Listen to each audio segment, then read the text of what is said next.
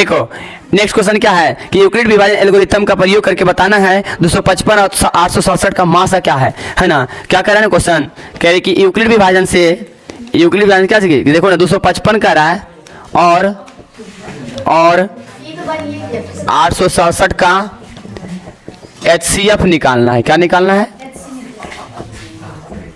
निकालना है। इक्वेशन में थोड़ा सा लिख देंगे ना गिवन वाला बात में, गिवन। अच्छा देखो क्या करेंगे, इसमें बहुत बच्चा नहीं बना पाया, उस सब के लिए बता दे रहे हैं।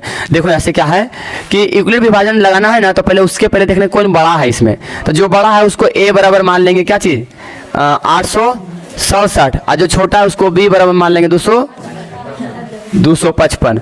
अच्छा अब ध्यान देना क्या चीज कि अब यूक्लिड विभाजन लगा, ये हला नहीं कर रहे, यूक्लिड विभाजन एल्गोरिथम है ना, एल्गोरिथम ये लगाएंगे यूक्लिड विभाजन एल्गोरिथम से, ठीक है ना। ये नहीं भी बनाएंगे ना तो काम हो जाएगा। यूक्लिड विभाजन एल्गोरिथम लगाएंगे ना तो उससे फार्मूला क्या होता है कि a बराबर बी क्यू और प्लस में r होता है, जहां r इक्वल में क्या होना चाहिए 0।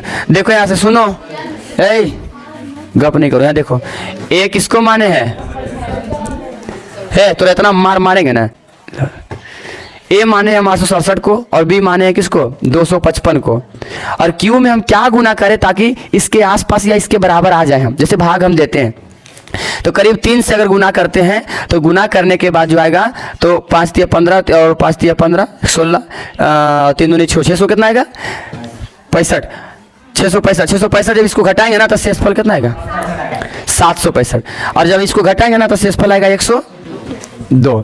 अभी यहाँ आर का जो आया है वो आर का मान क्या लिखेंगे, यहाँ लिखेंगे क्या चीज, यहाँ आर इक्वल नोट 0, मैंने अभी आर के जगह पर 0 नहीं आया है। इसको तब तक करते रहेंगे जब तक यहाँ आर के बराबर क्या बच जाए 0 बच जाए। अच्छा तो अब ये पहला फेज में हो गया। अब दूसरा फेज क्या है, दूसरा फेज क्या है देखो यहाँ कि अब जो है बी वाला जो है ए के पास आ जाएगा, बी का मान क्या रहता है, बी वाला जो है यानी इसका भाजक इसका भाज्य बन जाएगा, तो भाजक है भाज्य और शेषफल इसका भागफल बन जाएगा, यानी भाजक बन जाएगा, शेषफल जो इसका क्या बन जाएगा भाजक। अब 102 में हम क्या लगाएं ताकि 255 आए तो 2 बार लगाना होगा है ना, तो 2 बार जैसे लगाएंगे तो हो जाएगा 204, और 204 लगाएंगे तो शेषफल आएगा बचेगा 41 51 बचेगा। यहाँ भी क्या करेंगे r इक्वल नोट 0। अच्छा अब अगला फेज क्या है कि फिर से यहाँ b का मान जो बनेगा क्या चाहिए a आएगा और शेषफल जो है 51 आएगा। अब इसमें गुना करेंगे 2 बार तो मेरा ये आ जाएगा शेषफल क्या चाहिए, क्योंकि 51 दूनी 102 हो गया। अब यहाँ पर पूरा कट रहा है, शेषफल 0 हो जाएगा, अर्थात यहाँ r का बराबर क्या होगा 0।